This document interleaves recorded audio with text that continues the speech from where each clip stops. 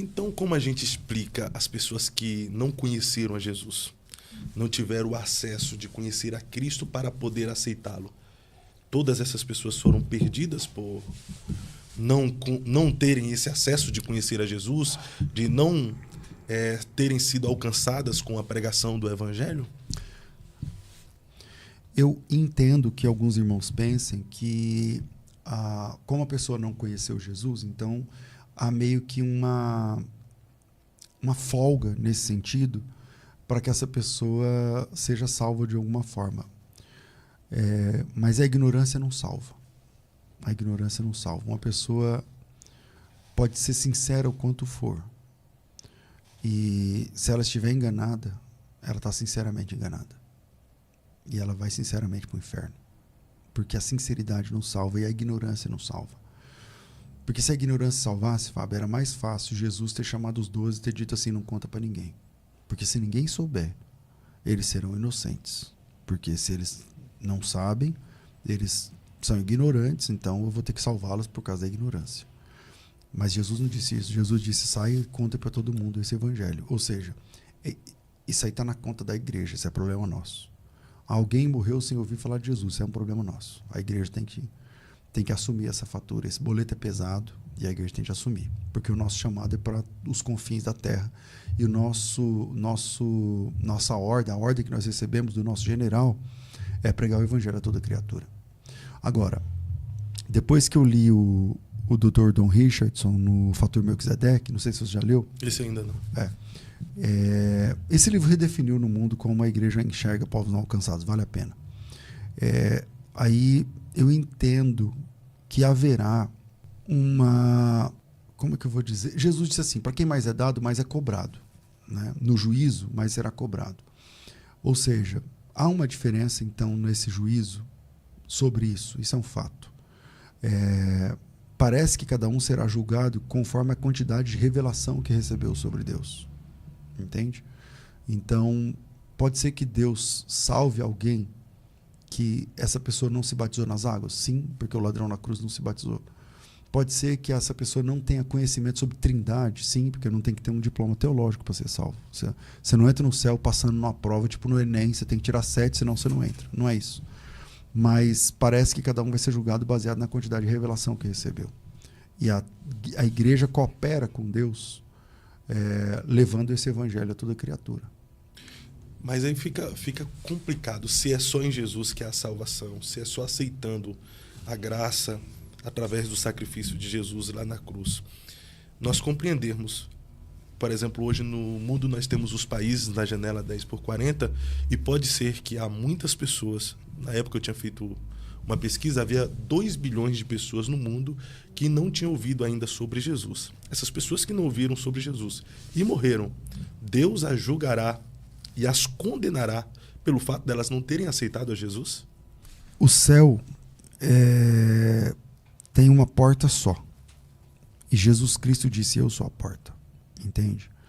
Como eu disse, eu entendo que as pessoas serão julgadas baseado na quantidade de revelação que receberam. Né? Não é uma prova teológica. Se você não falar da imortalidade da alma, você não é salvo. A alma mortal é imortal. A trindade, isso ou aquilo. A palavra trinitas, não sei o que. Não é. Mas por exemplo, não sei se o pessoal der uma pesquisa aí rápida, vocês vão ver, por exemplo, o que está acontecendo nesse momento no mundo muçulmano, que está dentro da janela 1040. As pessoas estão tendo sonhos com Jesus, sem mesmo saber que é Jesus. Porque dentro do islamismo, Jesus tem outro nome, ele se chama Issa. Então a pessoa tem um sonho e Jesus se apresenta lá como Issa para ele. Isso está pegando fogo no mundo muçulmano. A pessoa tem sonho nativo, ninguém evangelizou ela. E Jesus aparece para ele no sonho, fala para ele pesquisar sobre a fé cristã, sobre a Bíblia, comprar uma Bíblia, baixar uma Bíblia. E o cara começa a ler e começa a ter encontros. Tem uma série chamado alguma coisa como Muito Mais Que um Sonho, Muito Além de um Sonho, não lembro agora, onde conta algumas histórias reais de pessoas vivas, pessoas de agora, pessoas que existem agora. Uma ou duas delas eu conheci pessoalmente no mundo muçulmano que estão tendo encontros de salvação com Jesus. Então, eu disse no começo que o cristianismo, quem salva é um salvador pessoal. Ele é uma pessoa, ele salva o que ele quiser. Ele salva o que ele quiser, óbvio. Ele é o salvador. Agora, as diretrizes estão dentro da Bíblia Sagrada, entende? Então, eu não posso salvar ou declarar como salvo uma pessoa que eu não sei. O Salvador é Cristo, cara. O Salvador é Cristo. Então, óbvio que muitas pessoas se perderão. A falta de conhecimento, a ignorância, enfim. Por isso a igreja tem papel aí de buscar e salvar o que se havia perdido. Essa é a ideia de Jesus. Ele, quando na casa de Zaqueu, ele disse: o Filho do Homem veio buscar e salvar o que se havia perdido. E essa tarefa, a extensão dessa tarefa é a igreja, é o trabalho da igreja. Então, as pessoas que não estão sendo salvas, não estão aceitando a Jesus e, consequentemente, serão julgadas e condenadas, isso por irresponsabilidade da igreja de não alcançá-las? Também, mas, por exemplo, você diz assim, 2 bilhões de pessoas. Eu duvido sempre de estatísticas, tá? Eu não sou o cara eu não acredito nas estatísticas, porque nunca é verdade, nunca é exato. Pode ser um número aproximado e tal. Mas, por exemplo, nós temos no mundo 2 bilhões de cristãos.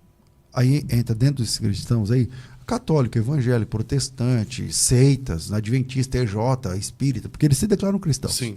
Então tem 2 bilhões. E tem 2 bilhões de muçulmanos, entendeu? Então, dentro dessa conta, você tem mais da metade do planeta. Você está entendendo? Agora, eu não acho que o islâmico ele é um cara que não conhece, porque é a história, né, bicho? Da onde vem o Islã? O Islã vem do século VI.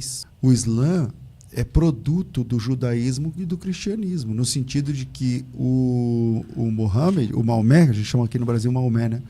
O Maomé, ele tentou ser judeu, ele tentou ser cristão, ou seja, e eles declaram como escrituras a Bíblia Sagrada, tanto o Antigo quanto o Novo Testamento.